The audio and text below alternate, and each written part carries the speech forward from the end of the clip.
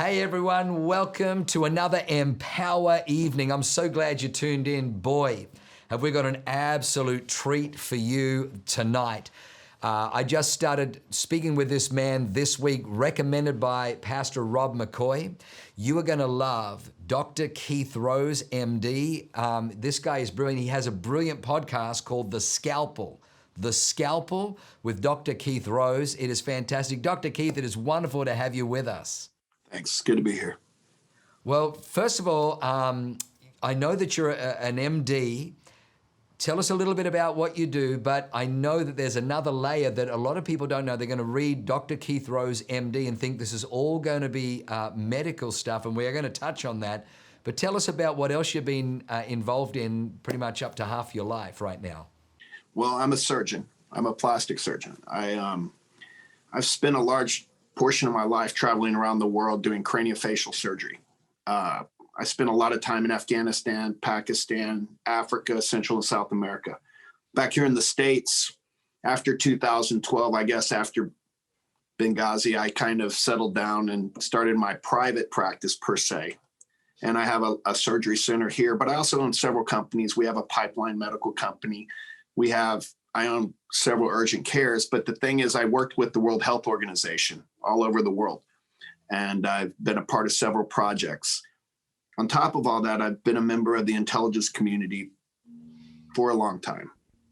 And it's really weird talking about that. I don't feel real comfortable, but I don't feel I have a choice at this time too. And so probably a little over a month ago was the first time I actually uttered those words in public. Wow. But it's important when I say something, I want people to know I didn't read it in a book. Great. And I so appreciate that. And I know that there's things we can't talk about today, conversations that you've had even of late with General Flynn. And then obviously I know that you've been with Sidney Powell and advising on her team. And we're trying to help them. You know, they're brilliant people. They don't really need my help. They, those folks in Linwood, they're out there, you know, doing what needs to be done, doing the investigative work. Yeah. And they found out a lot of great things. Yeah. Well, you know, thank you. First of all, thank you for being you. I love that you're bold. I love that you're courageous. I love the perspective. I've been listening to your podcast. Absolutely brilliant. My wife did say, do you think with his surgery, he can help you look a little more like Brad Pitt? I don't know what she's getting at there. I like you. Come on. I'm only a couple of years younger than you. Well, let me ask this, because everyone's going to kill me on this podcast. Everyone's going to kill me if I don't ask this question. So we're in, you know, crazy California under Mussolini. And like all the blue states, they are all on like severe lockdown, shuttering our businesses. You know, as a medical doctor and as someone who's worked with the WHO, traveled all over the world, you would have seen pandemics, you would have seen crises around the world. Does the lockdown, is it consistent with the science that we're seeing, the drastic lockdowns? Is it congruent, or is it something else going on? Well, no, it's not only not consistent, it's unprecedented. We like to throw that term around a lot, but during the swine flu, during bird flu, we would receive communications from the CDC. At one point, they were like, stop testing, just treat the symptoms. We've never in the history of medicine had mass systemic lockdowns because it doesn't make sense. We quarantine, but what we do is we quarantine sick people. With this flu, as we understand it now, when it started out, I unfortunately or fortunately heard about it last November from some folks that I had worked with in Thailand. But when the president was briefed on it, as well as Congress in January, the president made a bold move, shutting down travel to China, which probably really saved a lot of people, especially the elderly, the sick and elderly. But when we started out, we weren't sure what we had. So it was what if. And we played out a lot of what if scenarios. And most of those included millions of people dying or hundreds and hundreds of thousands of people dying. And of course, all the great physician philosophers like Newsom and, you know, the governors in New York, Cuomo, and those other guys really led with their medical expertise, shutting things down, ironically, after encouraging people to go outside the month before. Yeah. Then you had Fauci, Dr. Fauci, who in my world is not real respected. And we can get into that later, but Fauci started out saying there was nothing to worry about. Then he was saying, well, it's just like the flu, wash your hands. Then he was saying, you don't need masks, but you probably need to be careful. I mean, Fauci, you could have a whole calendar, January Fauci, February Fauci, because the guy changes with the months. And he'd have to stand on a stool to take the pictures, but I digress. Anyhow, we see a lot of inconsistent information coming out. And we see a mainstream media that gets behind the inconsistent information. And what they don't do, and I think this is malfeasance, is they don't point out the inconsistencies. So we are no longer in what if, but we're now in what we know. So it's no longer we're protecting what if. We know what this is. We know that it's a bad disease. We know it's a bad disease with a 99.8 to 9% survival rate if you're under the age of 70. We also need to ask questions. In science, it's interesting. In science and medicine, it's different from being in a bureaucracy or being a politician. Because in science, we should be asking questions and looking for answers. Politicians can't be wrong. Sometimes right, sometimes wrong, never in doubt, right? And they have to know what's going on. So you can't be a, quote, government doctor or bureaucrat in medicine, because they keep and maintain power by climbing the scale for being right all the time. And in medicine, we're never right all the time. Wow. So what we know about this disease right now is that it's very contagious, but it's not very virulent to the majority of people, meaning that it's not going to cause severe problems. Yeah. We know that you can build antibodies to it. We also know in children and young adults, their thymus is more developed. And so that they fight this off much better than older folks. And we also know that this is a disease that, and I won't go into the details, but we have a pretty good idea it was man-made, what's called gain-of-function testing. And it doesn't affect young people and kids. And what we need to recognize is in 2018, flu was really bad. We lost upward, they don't have exact numbers, 80, 90,000 Americans to that. And a lot of them were children and young people. Wow. But today we are told, coronavirus, we have to test, we have to have these numbers. And those are vanity metrics. We are literally basing all our reaction on a number that means nothing without any type of explanation. So you have, why are we talking about positive tests and not active disease? And then the most interesting thing we spoke about last night was the recently published article that was pulled less than a week later from Johns Hopkins, which was, by the way, I still have that article, and it was excellent. It was great research, and it looked at just the death numbers for the past 20 plus years. And if you look at those, in 2020, we are actually have less deaths, not only per state, but in this nation than we've had over the past 20 years. And what they do is they look at the main indicators, cancer, they look at heart disease, they look at strokes, they look at flu deaths. And what you're seeing is a massive increase in COVID deaths, but you're seeing a remarkable decrease in heart attacks, strokes. And what the paper concluded is we don't have an increased death rate. We have an increase in classification. So if you had, let's say, the top 6 things that cause problems, and each one of those was a bucket, and each bucket was filled halfway up. Well, the other 5 buckets all poured their water in COVID. And so as they increase COVID, they're simultaneously decreasing their death count, and that's what it's shown. So it's showing that the death rates, I believe, are vastly overstated, and they're primarily in older people. And now think about this for a second. Who has higher death rates anyway? Older people. Yeah. And so it's not, I mean, it is something that's serious, but we have sensationalized a test, which we've never done in the history of the country. And by the way, we sensationalized a test that's called the polymer chain reaction test. And what that does is it replicates the RNA in the disease, or what they're looking for, and it's run on cycles. And to explain that, the more cycles, more chance you have to be positive. Now, the guy, Kerry Mullis, whose PhD has passed away, who invented that test, and I've heard Kerry speak many times, designed it for research. He never designed it for a medical tool. And It was a big problem with Fauci at the center of the storm when we had HIV. And so in Africa, they ran 4 cycles, to give you an idea. And in the United States, they ran 2. So if you were positive for HIV in Africa with the PCR, the joke was come to America and you'll be negative because only run 2 cycles. We're running up to 40 cycles now for the coronavirus. So depending on the lab, you could have a large amount of positive tests, which again attacks small business. It attacks corporations. It attacks anyone that employ people because of the stigma that is attached right now to being COVID positive. Yes. Well, you know, even on that, so, you know, they're calling it a pandemic, but like you said, the data of the annual death rates hasn't changed in 20 years. It's almost like the same. It's a panic-demic. I love that. Well, it's fear. They're driving fear because fear is a powerful tool. Yeah. Would you talk about that? Would you talk about what's going on? Like, tell us the why, because I love in your podcast, and then I love in the conversation last night.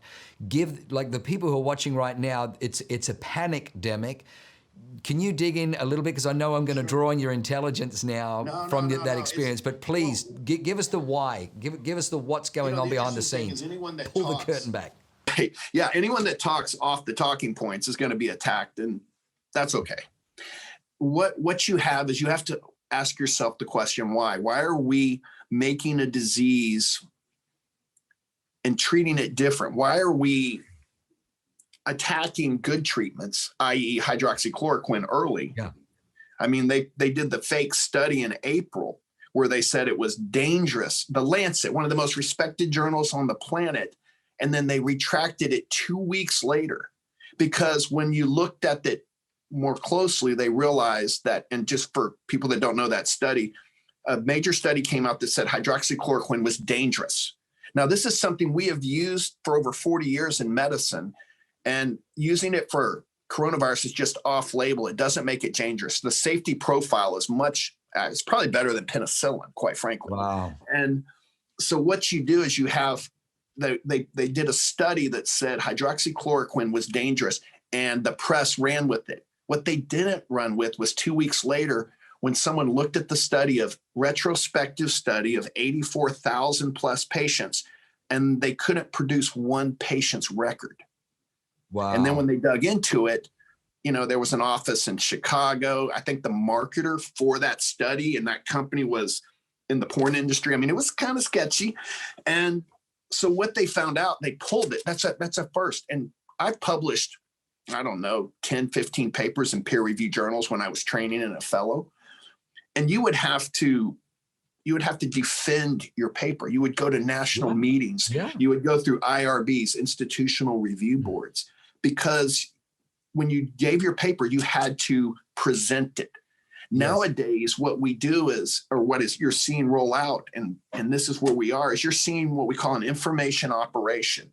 And the only way you can do that is if you can push out information that get the entire media behind it and run with a narrative. It doesn't matter whether the narrative's been shown to be not true or not. And quite frankly, I blame medicine or institutional medicine for allowing this to happen. Wow. But I would tell you, institutional medicine has been subverted, just like institutional education, where you're now teaching revisionist history. And it's and if you step back, if you go to about 40,000 feet and look down at this problem, why do we have a very bad but not over the top problem right now medically that has literally almost tanked our economy? And I think more importantly, the paradoxical death rate is through the roof for suicides, drug overdoses. Right. We can't get suicide data now from the CDC. I don't know why that's not being reported. They won't release it. So in my world, we would always ask who, what, where, when, why. And more importantly, we want to know why they're not doing things that are normal. When I would go to a village, Pakistan, Afghanistan, Africa, we'd go to a new area, we'd be driving through. We didn't have to know what was abnormal, because that list could be forever. We just had to know what was normal. So if we didn't see the normal ebb and flow of life, we knew something might be up. Like if we didn't see kids playing in the street, we didn't see certain ways people lived. Yes. Well, we look at medicine. Why are we doing things different from the way we've always done it? And that's a red flag. But it's Yes. hard to raise a red flag when you have the entire mainstream media dedicated to telling you that's not a red flag. That's a green flag or a checkered flag, and you're doing just fine. Wow. What would you say then, Dr. Keith? What's the agenda? Like, is it all happenstance, or do you believe that there's actually an agenda behind the panicdemic? Well, I think it's, if you look back at the meeting in October, the Bill and Melinda Gates Foundation sponsored at Johns Hopkins, and Yes. I think it was event 2019 or 2020. That's right. You can go get that video online. They showed a simulation of a pandemic with the coronavirus, and they had Chinese media reporting on it and basically stepped everybody through what was going on. And the most interesting thing when I was looking at those videos was they had professional people there, PR people there, public relations people. And they said they're going to have to get the social media to change from a platform to a broadcaster to keep from having disinformation. So you saw everyone was moving towards this precondition. And in intelligence, there's no coincidence. So you have a virus that we know was gain of function testing. It was a lot of ambiguity around the type of virus it was. A lot of good papers that were written were suppressed on it. A lot of treatments that weren't pushed forward. We all talked about tests, but we negated to talk about what was real and what wasn't. Were people getting sick? Who wasn't getting sick? What's the incidence of this? We weren't paying attention to spikes we saw in January in the CDC, where 3 million people get viral non-flu-like pneumonia, which could have been this. So we suspended our medical curiosity, and we just sat down with a bucket of popcorn and started saying, hey, whatever CNN says, I'm going to believe, or whatever Fauci dictates.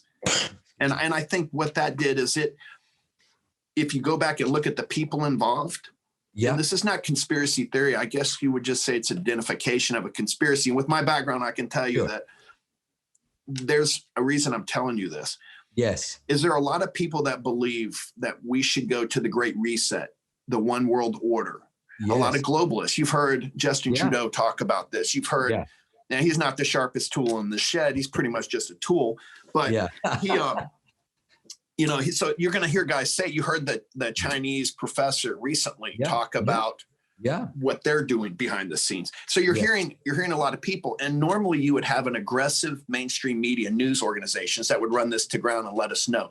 When you block that information and you see an agenda being pushed forward, that is a classic covert or information operation or information warfare.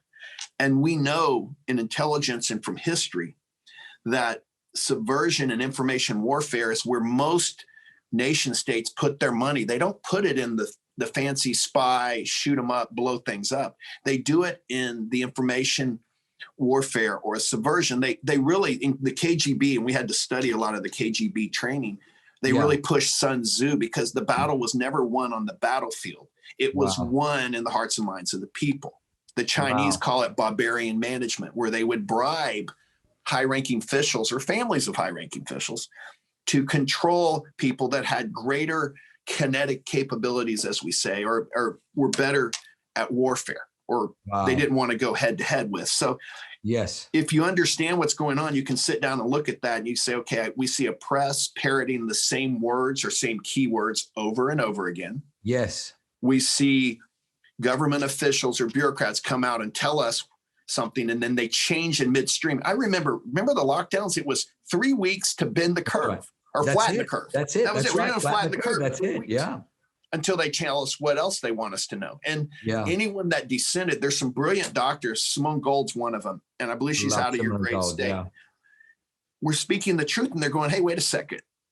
This isn't what we're seeing. I mean, my clinics have treated over 1,000 patients with hydroxychloroquine early. They all got better.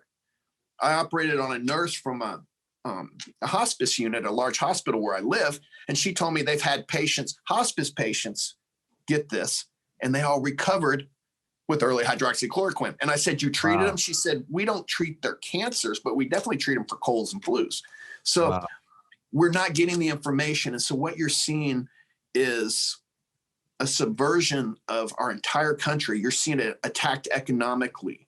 You're seeing people told they can't open their small business, yet you can get on an airplane 2 feet from a person, or you can get in line at Home Depot, but you can't put tables in your restaurant.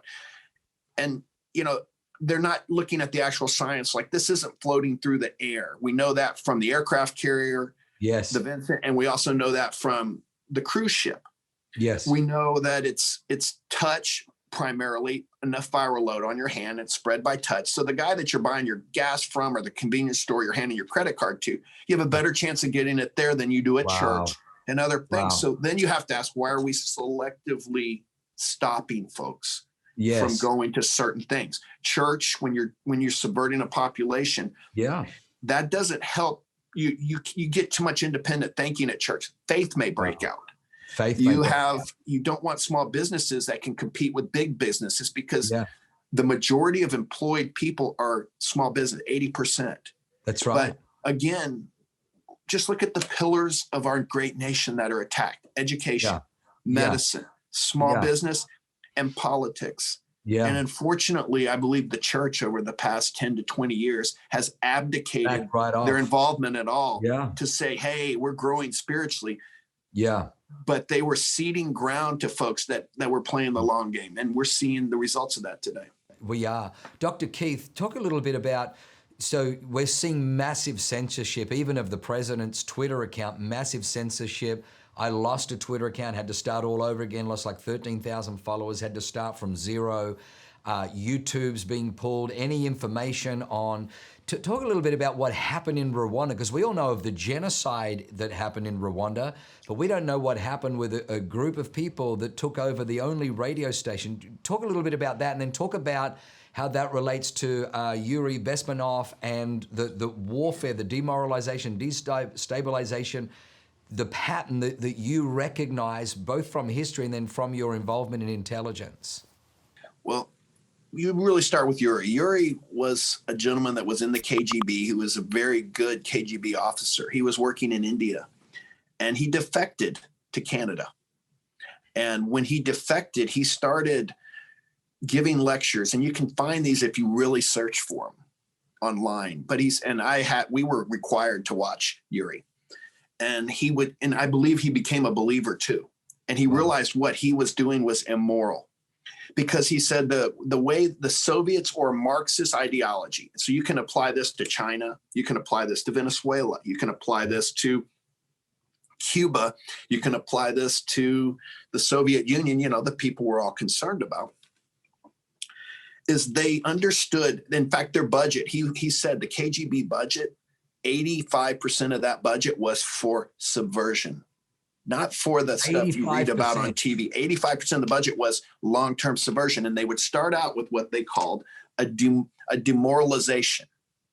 And a demoralization was where they would get people in society. They would love to recruit academics. He described it as people that love to hear themselves talk, that, were and they got people in the media. They got people in Hollywood. They got prominent sports figures, and they would coerce, get them, subvert them and teachers, so that they could, and it took 15 to 20 years to demoralize a country by instituting revisionist history, by pushing Marxist ideals. He literally said, once you get them so demoralized, it doesn't matter if they're seeing the truth in front of their eyes, they still won't believe it.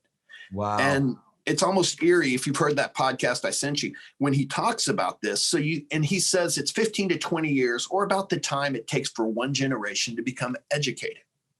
So millennials, congratulations. You guys have been in the lab for about 15 to 20 years in Marxist ideology. Now, before you think I'm getting too far over my skis, understand that this was planned out a long time ago, because Marxism is a religion. If you look at the Catechism of the Revolutionary that was written back, I think, in the 1800s, and it was basically a Marxist, a true revolutionary, will do whatever it takes for the cause. He will walk away from his family, people that he supposedly loves. It doesn't matter. And so when you have people that dedicated to their religion, and you have guys like John Dewey in the 1930s who went to Teachers College in Columbia University. Now, John Dewey, during the 1930s, had already been to Russia twice, and he was really steeped in Marxist ideology. And he was interviewed, and they asked him, why are you getting so involved with the Teachers College? He was developing curriculums. And he said, the churches have kids 1 hour a week. He goes, we have them 5 days a week. And you think, well, that's 1930s. Well, John Dewey's, his programs on teaching are still used today in 60 to 70% of schools, because Teachers College writes the curriculum for most of the country. And they're right there at Columbia University. And they have a lot of dubious graduates from that college. So they were pushing this. So you have a lot of people that's how you get 1776 and say, no, we started in 1619. That's why they say America was founded by slave owners. And they kind of forget the part where our Constitution, our owner's manual that was developed, they had a sundowning clause for the end of the importation of slaves in our Constitution. But they knew, the founders knew, in order to have a country, you had to form it first, and they could never get half the colonies in. But that's not taught in schools. No. So the Marxists understood you demoralize society. Once you do that, then you destabilize them. And the way they did that is they talked about, Yuri would say, and does this sound familiar? He would say, you demoralize the society by making them not respect law enforcement, by making the policeman the bad guy, and making the criminal someone to have compassion with. His words, sure, he shot this guy, but he had a reason to do it. He's really a good guy, and the police shouldn't have gotten mad at him. And this is a guy talking in the 80s, and it doesn't sound familiar. And so he says, once you demoralize, then you start the destabilization, where you have unelected groups that have authority like an elected person. So he said you have these unelected bureaucrats, or these unelected groups that are put together with tax dollars, like, I don't know, Black Lives Matter. You have these unelected groups like Antifa, and they are given a certain amount of authority. And so they push this authority. Then you demoralize and you subvert the police force so they don't want to work. And then you prepare it for, and he says that the destabilization can happen pretty fast, because where you want to go there is crisis. Yes. Crisis is where you have riots, where they, mostly peaceful looting, burning buildings. Yeah. And to get to your point, and I'm sorry, it's a long way to get. No, it's good. You have to have a media to do it. And that's where it takes us to Rwanda. In Rwanda, you had a country that wasn't at each other's throats. But the powers that be wanted to change things in Rwanda. They wanted more power, and they knew the only way to do that, does this sound familiar, was to divide the people. Now, here we try to do it by rewriting history and saying that we're racist and not paying attention to the actual true history. In Rwanda, they had to work tribe against tribe. Now, they didn't have social media at the time. Yes. They had radio. And there was one prominent radio station that they got in and took control of. 24/7 broadcasting of propaganda turned brother against brother, family against family, cousin against cousin.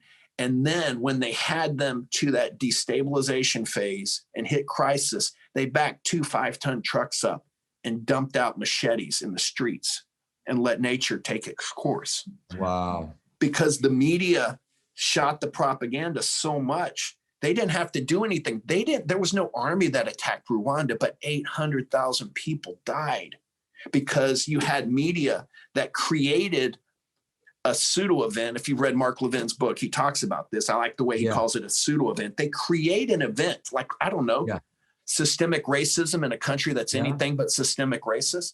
Yeah. And just like Yuri said, it doesn't matter what the truth is. It doesn't matter that this country elected President Obama overwhelmingly in 2016, and then he was elected again twice, but we're systemically racist.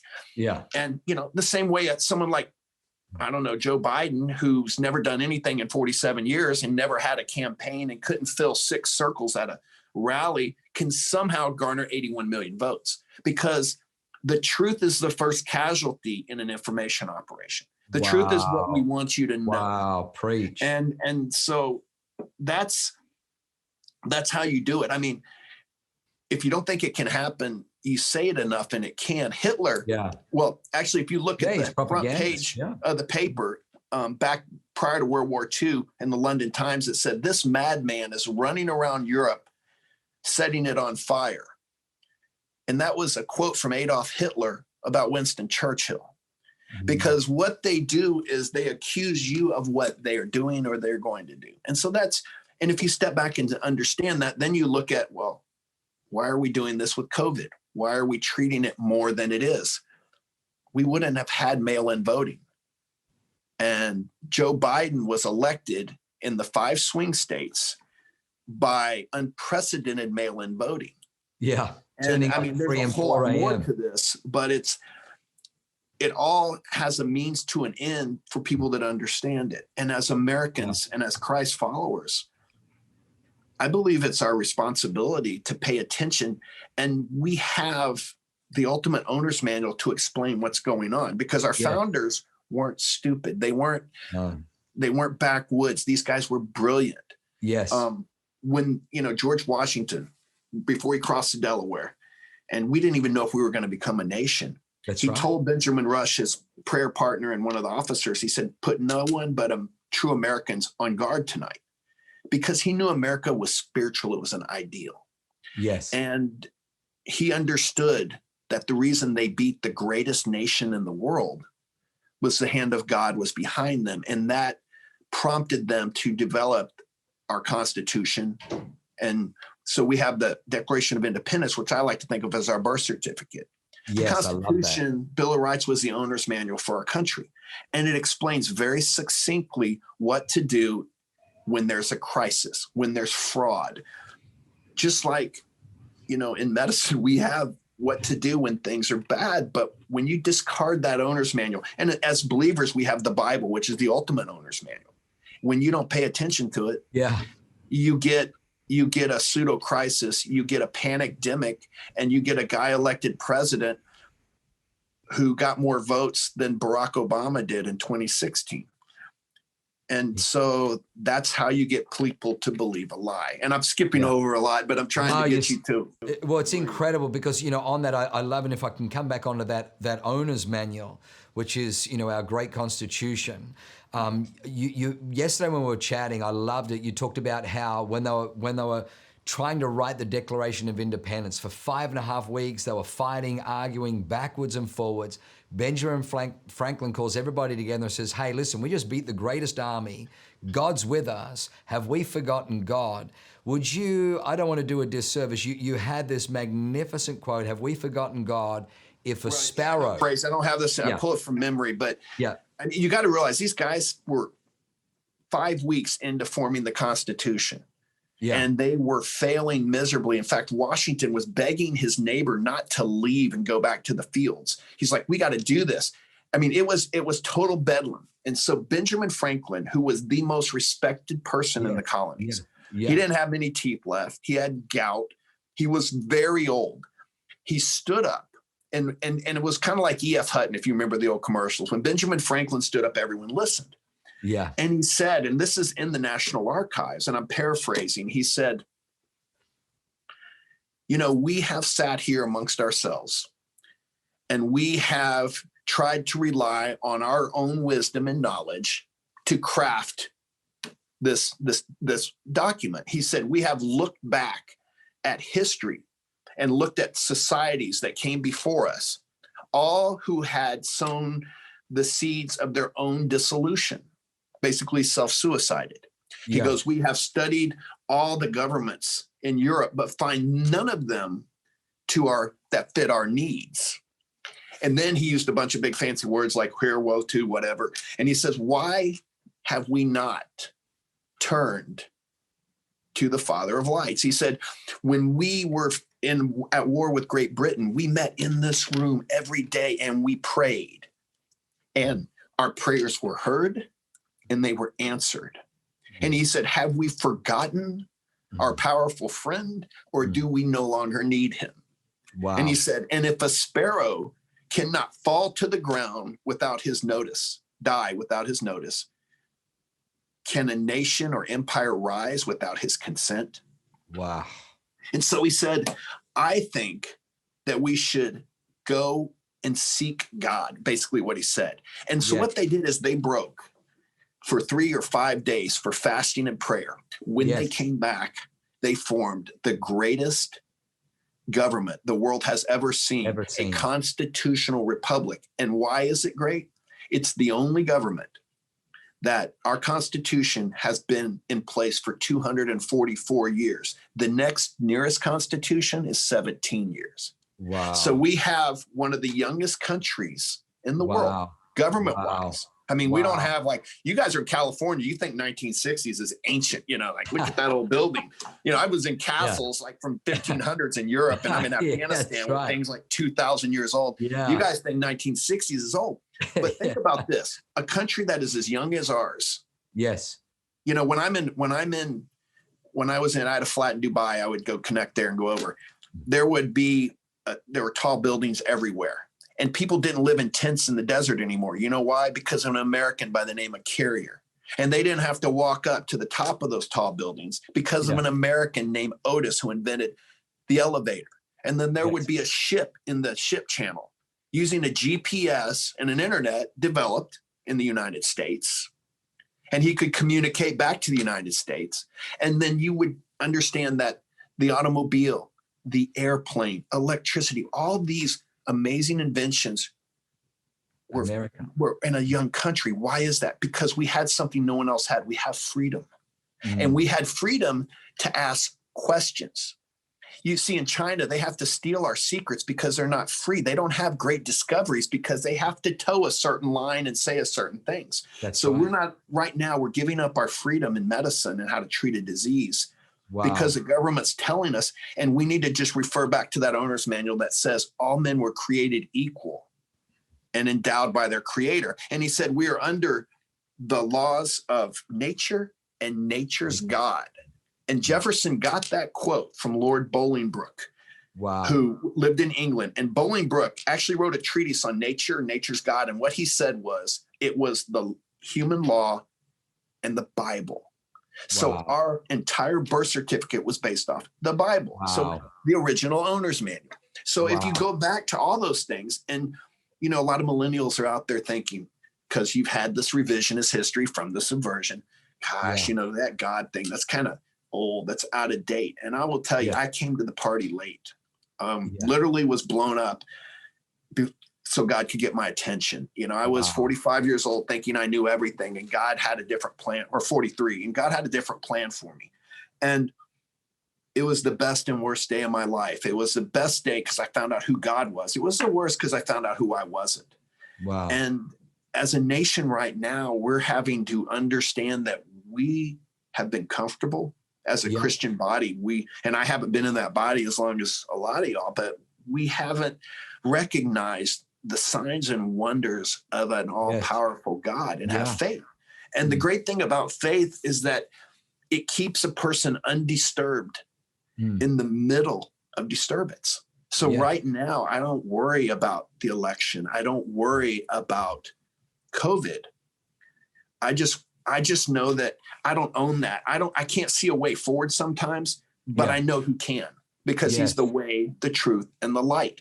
And so I know there's some good people, like you alluded to earlier, that are working these problems in the election and COVID. We have a media that's not reporting the truth, but I'll tell you something, and this is how you beat this type of subversion. In California, you could do it tomorrow.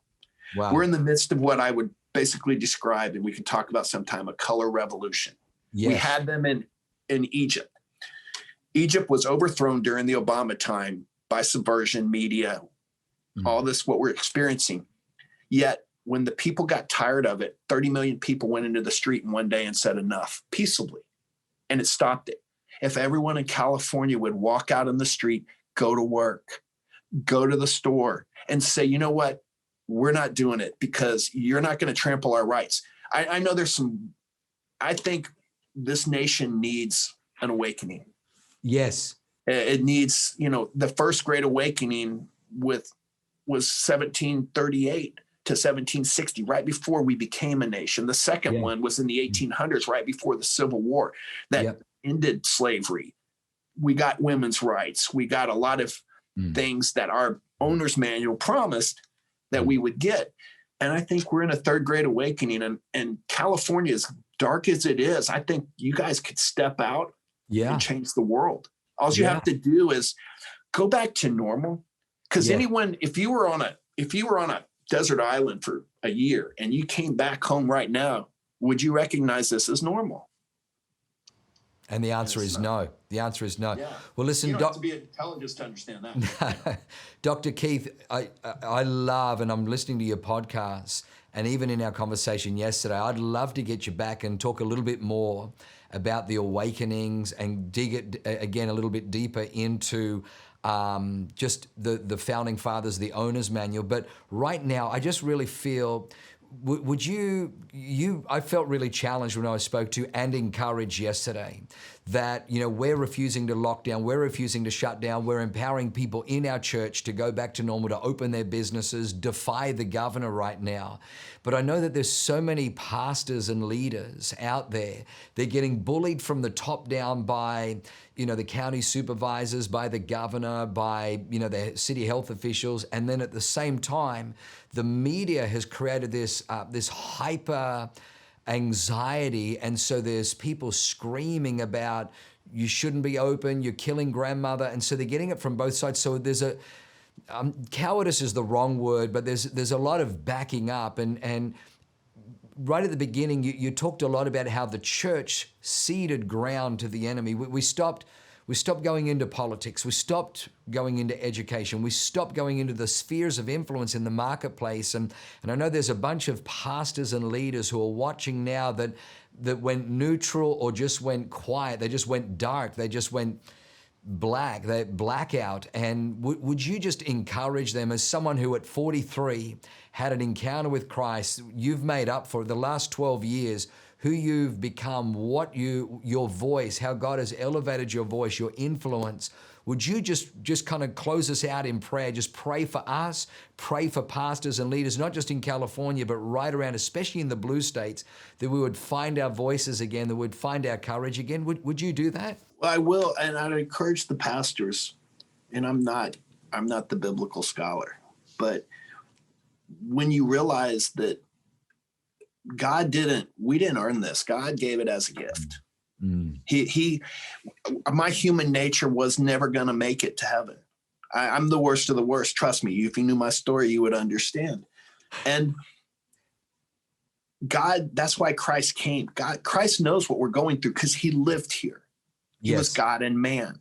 And it's not me that gives me the strength. It's Christ in me. What did Paul say? Not me, but Christ in me. Yes. And so I would encourage them and congratulate them. You don't have to do it.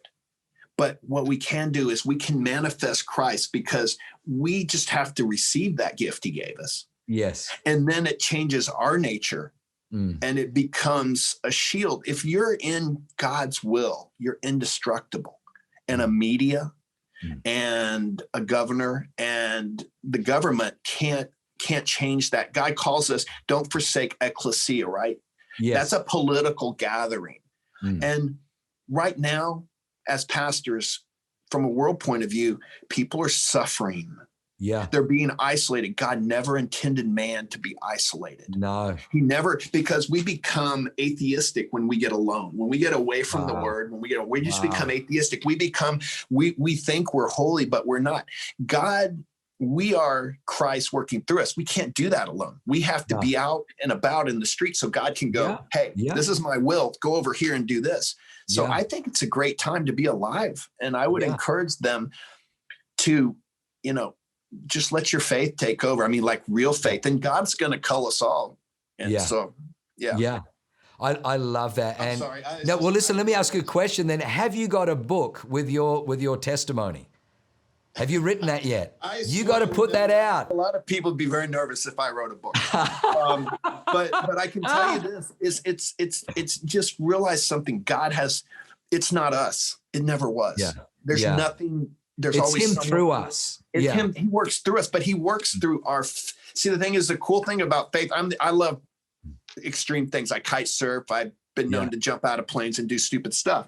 But there's nothing more extreme than following Christ. If you want to live on the edge, if you want to do the things that no one will do, follow him. And he tells you, get out there. He tells you, we've got kids struggling right now with depression. You've got people going, and here's the sad thing. We have a generation looking at us going, well, they're telling us to do it. We got to do it. I don't say get radical. I say just get real and get out of there. Go forward. Don't go backwards. Stand on your faith. I mean, God doesn't say it's going to be easy, but he's there. I just remember, and I'm not a Bible scholar, but I read that when Christ spoke and he got in the boat with the disciples and he fell asleep, but they knew he was God, right? And the storm came up and they're freaking out. They're all going to die. And they're like, we're dying. And he just kind of wakes up and he goes, be still.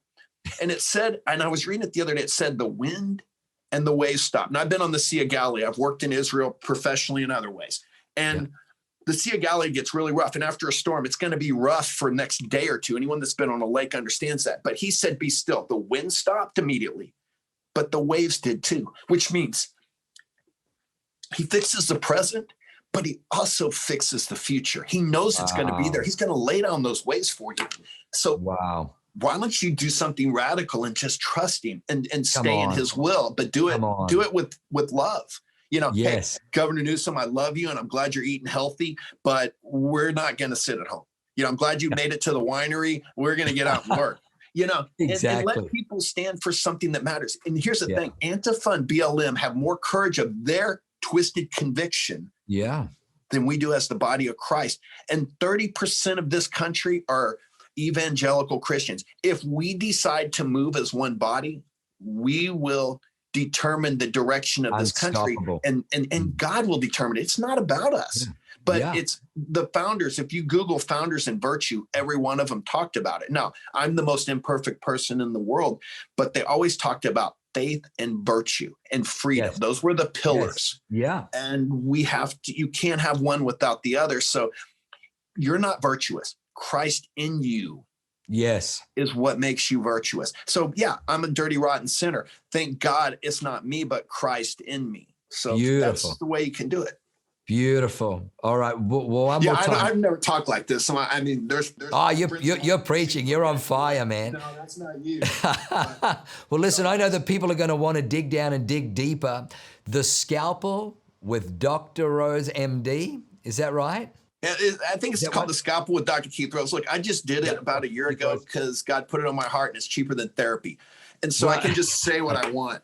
And it's, there's no agenda there. I mean, listen, I couldn't turn it off today. So I want to encourage everybody, go there. But listen, thank you so much for your time. I'd love to do it in live. You've got such an energy about you, and I'd love to next time give you a little more heads up, fly you in, and we'll do it live in the studio and hang out. And then I'll go surfing because I love San Diego. Done. Well, I'll take you surfing. You've just twisted my arm. We'll put it down as a board meeting. Always, Pastor Robert was great at those in Peru, as you know. Exactly. But sure.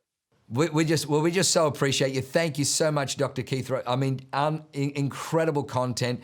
Guys, get this, dig down deep, pass this to as many people as you can, but do yourself a favor, go to his podcast, The Scalpel with Dr. Keith Rhodes, MD. Brilliant stuff. The content there is mind-blowing. It is up to date. It's an antidote to the fear, the hysteria, the crazy that we're experiencing at the moment with all the fake news.